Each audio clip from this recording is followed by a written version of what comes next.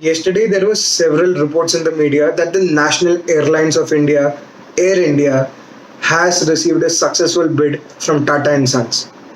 The All India Radio, however, had to later come out with a tweet that these reports were inaccurate and the government has not yet approved any such bid from the company yet.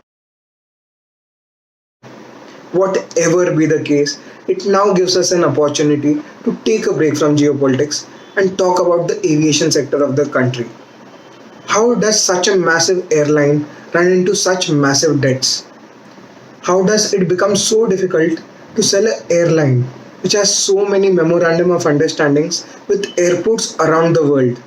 What is the future of the aviation industry in this country? And more importantly, what is the future of Air India? To know the answers to all of these questions, do not forget to watch this video till the very end. So without further ado, let's begin. Air India is a symbol of national pride.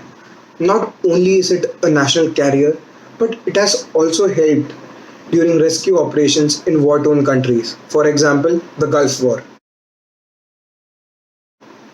It is indeed disheartening to see such a company buried under 60,000 crore rupees of debt. But to understand how we came here, we must take a journey back in time. So without further ado, let's do that. The year was 1932. An Indian businessman by the name of J.I.D. Tata started out with an airline which was called the Tata Airlines. Its primary objective was to carry mail from Karachi to Bombay, which is today called Mumbai. During that time, Tata Airlines carried about 155 people and about 9.54 tons of mail just in 1 year.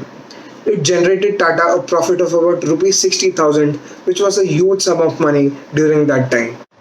Tata Airlines later decided to go public. It renamed itself as Air India. After the Indian independence of 1947, the Government of India bought a 49% stake in the company. In the year 1948, an aircraft by the name of Malabar Princess had taken off from Bombay heading towards London. That would be Air India's first international flight. The Maharaja had finally taken off. In the year 1953, Air India was nationalized. J.I.D. Tata, however, continued his duties as the chairman of the company. By now, Air India used to fly to several important European destinations such as Paris and Rome. In Asia too, Air India used to fly to very important locations such as Singapore, Bangkok, Tokyo and Hong Kong. By this time, Air India was the undisputed Maharaja of the Indian skies.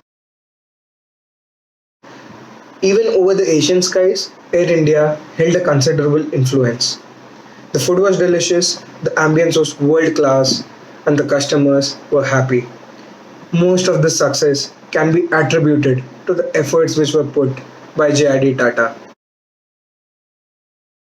The airline was so amazing that even Singapore Airlines, which is a top-notch airline today, looked up to Air India as a role model.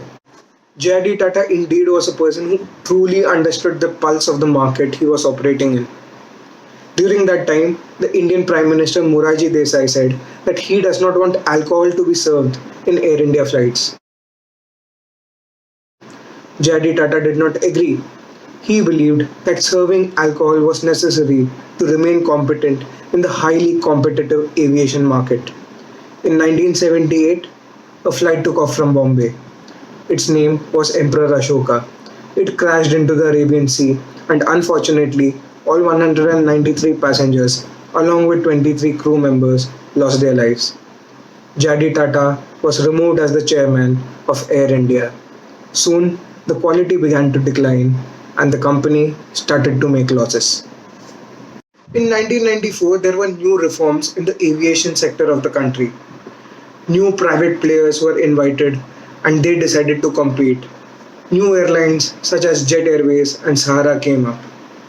Once the Maharaja of the Indian skies, Air India was now grappling with debt, losses and new competitors.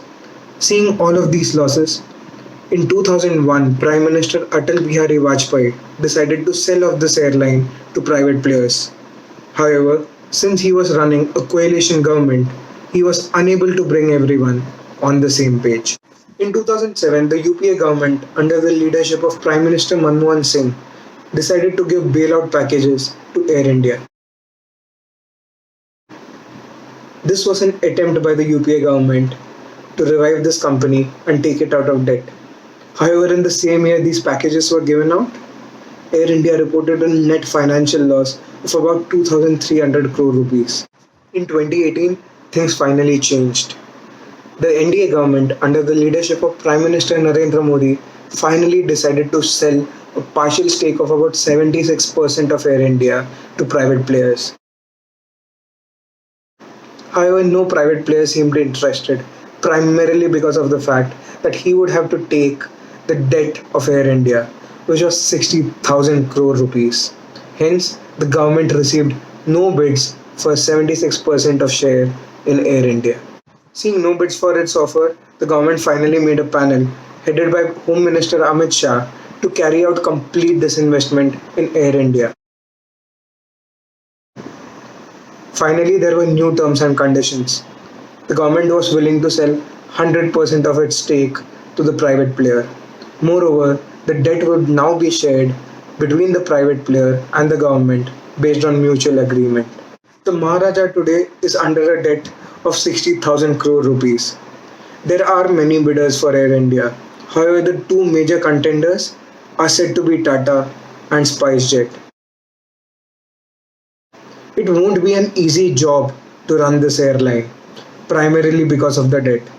As they say, the easiest way to become a millionaire is to be a billionaire first and then invest that money into an airline. Within a few months, you will become a millionaire for sure. Secondly, it is also very important to address the massive change in the aviation sector and the economy. New budget airlines have come up. Indigo, SpiceJet, and GoAir literally control the whole aviation market of the nation. Will Air India be able to compete with these budget airlines? Air travel is no longer a luxury. It has become a necessity primarily because the costs have been reduced. It is so cheap to travel from city A to city B. Will the customer be willing to pay that premium for the free meal that is provided in an Air India flight? Will he pay the premium to get that extra leg room? That is what is yet to be seen.